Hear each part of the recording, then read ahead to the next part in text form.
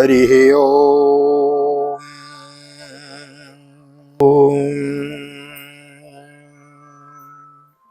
जय श्री राधे, जय श्री कृष्ण। आप सभी को हृदय से प्यार भरी राधे राधे। और कैसे हैं आप सब?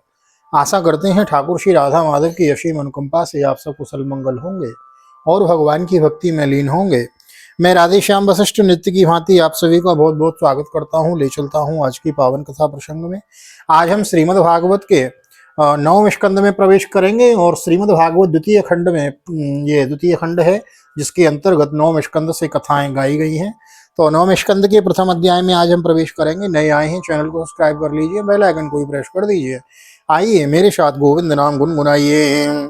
श्री कृष्ण गोविंद हरे मुरारी, हे नाथ नारायण वासुदेव।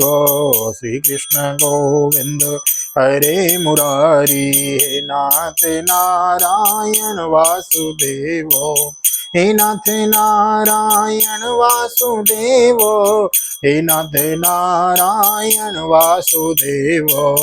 श्री कृष्ण गोविंद हरे मुरारी, हे नाथ नारायण वासुदेव।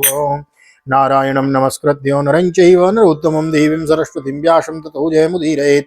कृष्णाय वासुदेवाय हरये परमात्मने प्रणतः क्लेशनाशाय गोविन्दाय नमो नमः। ओम नमो भगवते वासुदेवाय। श्रीमद्भागवत महापुराणम् अथ नवमस्कन्धः। अथ प्रथमोऽध्यायः। राजोवाच मनवन्तराणि सर्वाणि त्वयोक्तानि श्रुतानि मे वीर्यानन्तवीर्यस्य हरिस्तत्र कृतानि च योऽसौ सत्यव्रतो नाम राजर्षि द्रवणेश्वर ज्ञानं योतीतकल्पान्ते लेभे पुरस्सेवया सवै विवस्वतः पुत्रो मनुरासीदिति श्रुतं तद्वस्तस्य सुतास्योक्ता इक्ष्वाकु प्रमुखान् नृपति साम्बंसं प्रथमं ब्रह्मन् प्रस्यानुचरितानि च कीर्तयस्व महाभाग नित्यं शुश्रूषतामिनो ये भूता ये भविष्यश्च भवन्ति अद्यतनाश्रये तेषां न पुण्यकीर्तीनां सर्वेषां पद विक्रमान्। राजा परीक्षित ने पूछा, भगवान आपने 100 मनवंतरों और उनमें अनंत शक्तिशाली भगवान के द्वारा किए हुए ऐश्वर्यपूर्ण चरित्रों का वर्णन किया और मैंने उनका श्रवण भी किया। आपने कहा कि पिछले कल्प के अंत में द्रविड़ देश के स्वामी राजर्षि सत्यव्रत ने भगवान की सेवा से ज्ञान प्राप्त किया और वही इस कल्प में वैवस्वत मनु हुए। आपने उनके इक्ष्वाकु आदि नृपति पुत्रों का भी वर्णन किया। ब्राह्मण आप अब कृपा करके उनके वंश और वंश में होने वालों का अलग अलग चरित्र वर्णन कीजिए। महाभाग, हमारे हृदय में सर्वदा ही कथा सुनने की उत्सुकता बनी रहती है।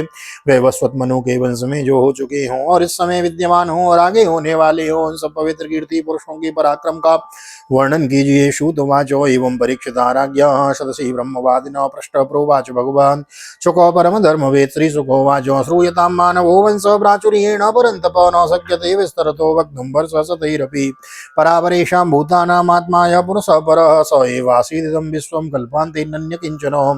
सूत जी कहते हैं, सौनकादि ऋषियों ब्रह्मवादी ऋषियों की सभा में राजा परीक्षित ने जब यह प्रश्न किया तब धर्म के परम ब्रह्मज्ञ भगवान श्री सुखदेव जी ने कहा, परीक्षित तुम मनुवंश का वर्णन संक्षेप से सुनो। विस्तार से तो सैकड़ों वर्ष में भी उसका वर्णन नहीं किया जा सकता। जो परम पुरुष परमात्मा छोटे बड़े सभी प्राणियों की आत्माएं प्रलय के समय केवल वही थे और यह विश्व तथा और कुछ भी नहीं था। तस्य नावेशो भवत् पद्मकोशो हिरण्मयो तस्मिन् यज्ञे महाराजा स्वयंभू चतुराननो मरीचिर्मनस्तस्य यज्ञे तस्यापि कश्यपो दाक्षायण्यां ततो द्वितीयां विवस्वानवतः न भवतः सुतः ततो मनु श्राद्धदेवो संज्ञायामास भारतो श्रद्धायां जनयामास दशपुत्रान् सवात्मवान् इक्ष्वाकुनकसर्याति दृष्ट करुषकान् नरिष्यन्तं प्रसद्रं च नभगं च कविं विभुः। महाराज, उनकी नाभि से एक सुवर्णमय कमल कोश प्रकट हुआ। उसी में चतुर्मुख ब्रह्मा जी का आविर्भाव हुआ। ब्रह्मा जी के मन से मरीचि और मरीचि के पुत्र कश्यप हुए। उनकी धर्मपत्नी दक्षनंदिनी अदिति से विवस्वान सूर्य का जन्म हुआ। विवस्वान की संज्ञा नामक पत्नी से श्राद्धदेव मनु का जन्म हुआ। परीक्षित परम मनस्वी राजा श्राद्धदेव ने अपनी पत्नी श्रद्धा के गर्भ से 10 पुत्र उत्पन्न हुए। उनके नाम थे इक्ष्वाकु, नरसरियाति, दृष्ट करुष, नरिष्यन्त, प्रशद्र, नभग और कवि। अप्रयास्य मनो पूर्वं वसिष्ठो भगवान किलो मित्रावरणयोरिष्टं प्रजार्थं करोत् प्रभुः।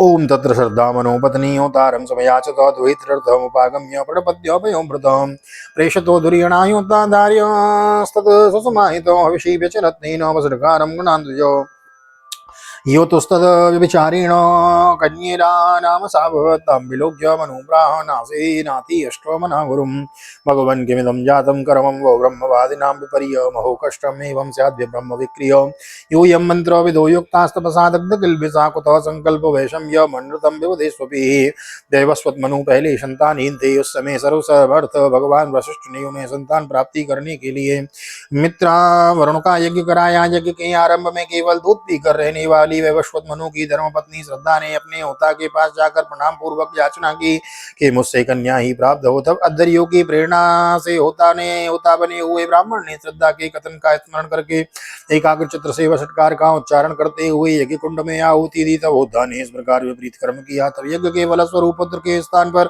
एला नाम की कन्या हुई। उसे देखकर श्राद्ध देव मनु का मन कुछ विशेष प्रसन्न नहीं हुआ। उन्होंने अपने गुरु वशिष्ठ जी से कहा, भगवान आप लोग तो ब्रह्मवादी हैं, आपका कर्म इस प्रकार विपरीत फल देने वाला कैसे हो गया? अरे यह तो बड़े दुख की बात है। वैदिक कर्म का ऐसा विपरीत फल तो कभी नहीं होना चाहिए।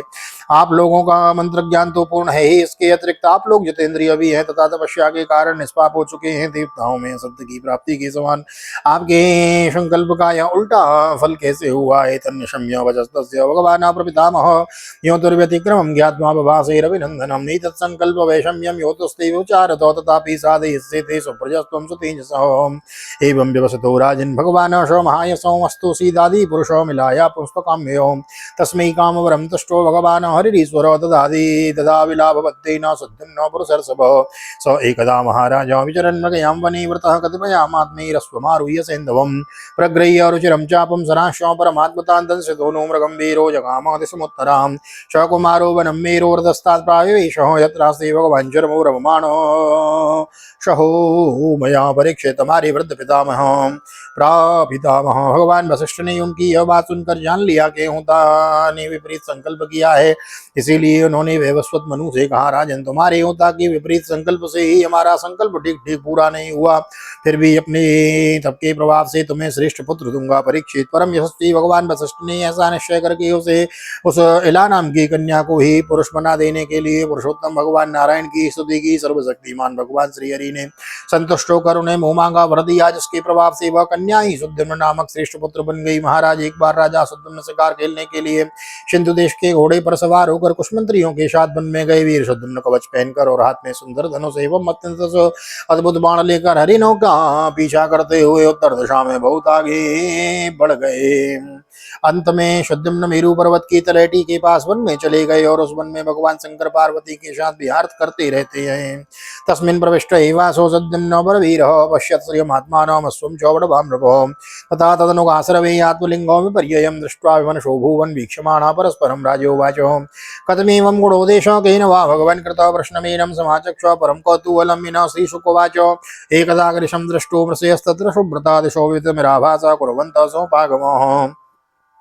समुपागमः। उसमें प्रवेश करते ही वीरवर सुद्धिम्न ने देखा कि मैं स्त्री हो गया हूँ और घोड़ा घोड़ी हो गया है। परीक्षित साथ ही उनके सब अनुचरों ने भी अपने को स्त्री रूप में देखा। वे सब एक दूसरे का मुंह देखने लगे। उनका चित्त बहुत उदास हो गया। राजा परीक्षित ने पूछा, भगवान उस भूखंड में ऐसा विचित्र गुण कैसे आ गया? किसने उसे ऐसा बना दिया? आप कृपा करके हमसे हमारे इस प्रश्न का उत्तर दीजिए, क्योंकि हमें बड़ा कौतूहल हो रहा है। श्री सुखदेव जी ने कहा, परीक्षित एक दिन भगवान शंकर का दर्शन करने के लिए बड़े बड़े वृद्धारी ऋषि अपने तेज से दिशाओं का अंधकार मिटाते हुए उस वन में आ गए।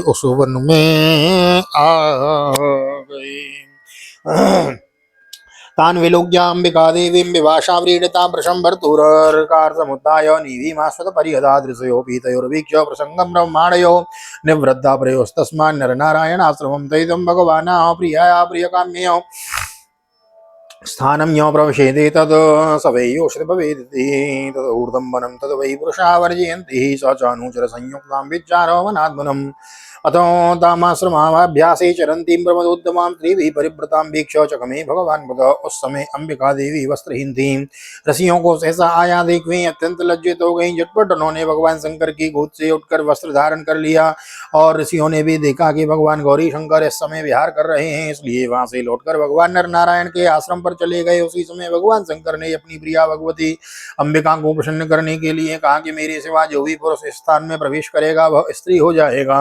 परीक्षित तभी से पुरुष उस स्थान में प्रवेश नहीं करते। अब सुद्दम्न स्त्री हो गए थे, इसलिए वे अपने स्त्री बने हुए अनुचरों के साथ एक वन से दूसरे वन में विचरने लगे। उसी समय शक्तिशाली बुध ने देखा कि मेरे आश्रम के पास ही बहुत सुंदर सी स्त्रियों से घिरी हुई एक सुंदरी स्त्री विचर रही है।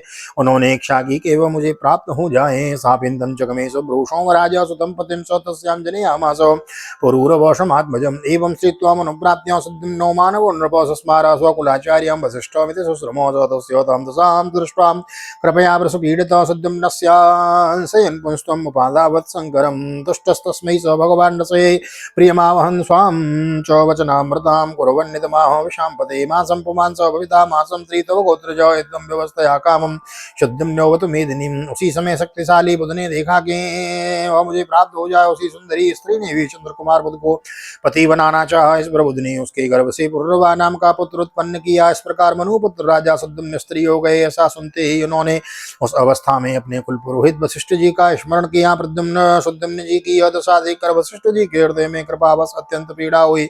उन्होंने सुद्युम्न जी को पुनः पुरुष बना देने के लिए भगवान शंकर की आराधना की। भगवान शंकर वशिष्ठ जी पर प्रसन्न हुए। परीक्षित, उन्होंने उनकी अभिलाषा पूर्ण करने के लिए अपनी वाणी को सत्य रखते हुए यह बात कही। वशिष्ठ, तुम्हारा यह यजमान 1 महीने तक पुरुष रहेगा। माशं पुमांस भविता मासं स्त्रीतव गोत्रजः इत्थं व्यवस्थया कामं सुद्युम्नोवत मेदिनीम्। वशिष्ठ, तुम्हारा यह यजमान 1 महीने तक पुरुष रहेगा और 1 महीने तक स्त्री। इस व्यवस्था से सुद्युम्न इच्छानुसार पृथ्वी का पालन करें। आचार्यानो गृहात् कामं लब्ध्वा पुंस्तं व्यवस्थया पालयामास जगतीं नाभ्यनन्दत् स्म तं प्रजो तस्योत्कलो गयो राजन् विमलश्च सुतास्त्रयो दक्षिणापतराजानो बभूवुर्धर्मवत्सलो ततः परिणते काले प्रतिष्ठान पति प्रभु पुरुर्वस उत्सृज्य गामपुत्राय गतो वनम्। इस प्रकार वशिष्ठ जी के अनुग्रह से व्यवस्था पूर्वक अभिष्ट पुरुषत्व लाभ करके सुद्युम्न पृथ्वी का पालन करने लगे। परंतु प्रजा उनका अभिनंदन नहीं करती थी। उसके उनके 3 पुत्र हुए, उत्कल गए और विमल। परीक्षित भी सब दक्षिणापथ के राजा हुए। बहुत दिनों के बाद वृद्धावस्था आने पर प्रतिष्ठान नगर की अधिपति सुद्युम्न ने अपने पुत्र पुरुरवा को राज्य दे दिया और स्वयं तपस्या करने के लिए वन की यात्रा की। स्वस्त श्रीमद्भागवते महापुराणे पारमहंस्यां संहितायां नवम स्कंदे लोपाख्याने प्रथमोत्सव श्री बालकृष्ण चरणार्पणमस्तु। श्री राधा कृष्ण चरणार्पणमस्तु। कृष्णाय वासुदेवाय हरये परमात्मने प्रणतः क्लेशनाशाय गोविंदाय नमो नमः। हरे कृष्ण कृष्ण कृष्ण हरे हरे हरे राम राम राम हरे हरे। राधे कृष्ण कृष्ण कृष्ण राधे राधे राधे श्याम श्याम श्याम राधे राधे। बोल राधा गोविंद भगवान की जय। श्रीमद्भागवत महापुराण की जय। श्री वेद व्यास जी महाराज की जय। श्री सुखदेव जी महाराज की जय। राजा परीक्षित जी महाराज की जय। राजा रामचंद्र भगवान की जय। श्री हनुमान जी महाराज की जय। गोवर्धन नाथ की जय। यमुने महारानी की जय। वृंदावन बांके बिहारी लाल की जय। गैया मैया की जय। तुलसी मैया की जय। अपने अपने माता पिता की जय। सदगुरुदेव भगवान की जय। आज के आनंद की जय। जय जय श्री राधे श्री राधे श्री राधे श्याम। जय जय राधे जय जय श्याम। सबको मिले वृंदावन धाम। ऐसी प्रार्थना मेरी ठाकुर जी के चरणों में। यहाँ तक वीडियो बनी है, वीडियो को लाइक कर दीजिए, शेयर कर दीजिए, कमेंट में भागवत भगवान की जय लिख दीजिए।